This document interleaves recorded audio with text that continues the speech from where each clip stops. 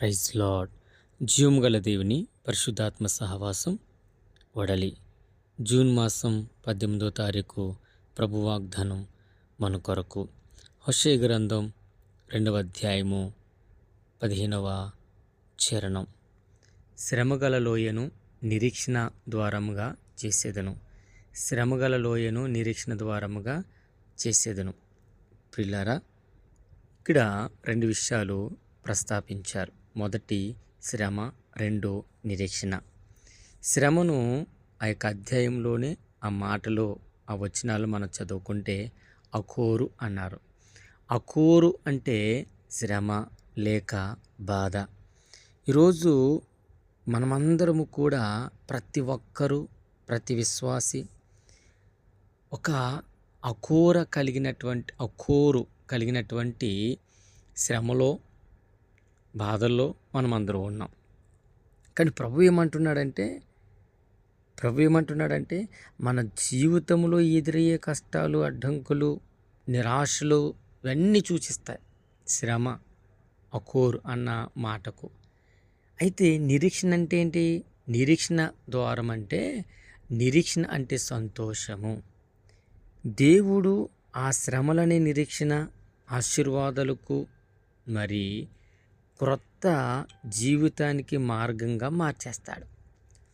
ఈరోజు నువ్వు ఏ శ్రమతో, ఏ బాధతో, ఏ ఇబ్బందితో నలిగిపోతూ ఉన్నావో, మన దేవుడు మనందరితో మాట్లాడుతున్నటువంటి మాట, నిరీక్షణ వెనకలో ఉన్న ఆశీర్వాదాన్ని, సంతోషాన్ని మీకు అనుగ్రహింపజేస్తాను. మీ జీవితంలో ఎలాంటి కష్టాలు, సమస్యలు ఉన్నప్పటికీ, అఖోరు లోయ లాంటి సమస్య ఉన్నప్పటికీ వాటిని దాటించి దేవుడు తప్పకుండా మీకు మంచి భవిష్యత్తును నిరీక్షిస్తాడని ఈ వచనం ద్వారా మనం పొందుకోవచ్చు. ప్రియులారా, ఈ మాట వింటున్నటువంటి మనందరితో ప్రభు మాట్లాడుతున్నాడు. నీకున్న ప్రతి నష్టములో నుంచి, కష్టములో నుంచి, బాధలో నుంచి ప్రభువు మనలను విడిపించునుగాక.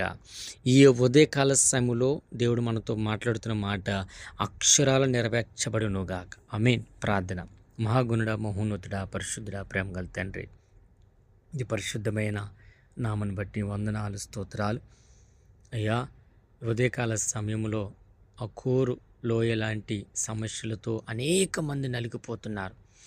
ఎవరు ఈ సమస్యతో నలిగిపోతున్నారు? ఒకరు వివాహం లేక, ఒకరు గర్భఫలం లేక, ఒకరికి భూఫలం లేక, ఒకరికి నివాసం లేక, ఒకరికి ఉద్యోగం లేక, ఒకరికి వ్యాపారం లేక, ఒకరి సంఘం లేక, అయ్యా ఒకరికి స్థితిగతులు లేక, అనేక రకాల కలిగినటువంటి విషయాలతో నలిగిపోతున్న బిడ్డలందరికీ నువ్వు ఇచ్చిన వాగ్దానం నెరవేర్చి, బలపరిచి, దీవించి, ఆదరించమని, ఆ శ్రమలన్నిటిలో నుంచి వారందరినీ విడిపించమని, అనారోగ్య సమస్యలతో, ఆర్థిక సమస్యలు నలిగిపోతున్న బిడ్డలందరికీ విడుదల, నెమ్మది, రక్షణ కాపుదలు దయచేయమని యేసుక్రీస్తు అతి పరిశుద్ధ నామములో ప్రార్థించుకుంటూ వేడుకుంటూ సమస్తాన్ని మీ చేతికి అప్పగించుకుంటున్నాను నా ప్రియ పరలోకపు తండ్రి. ఆమేన్.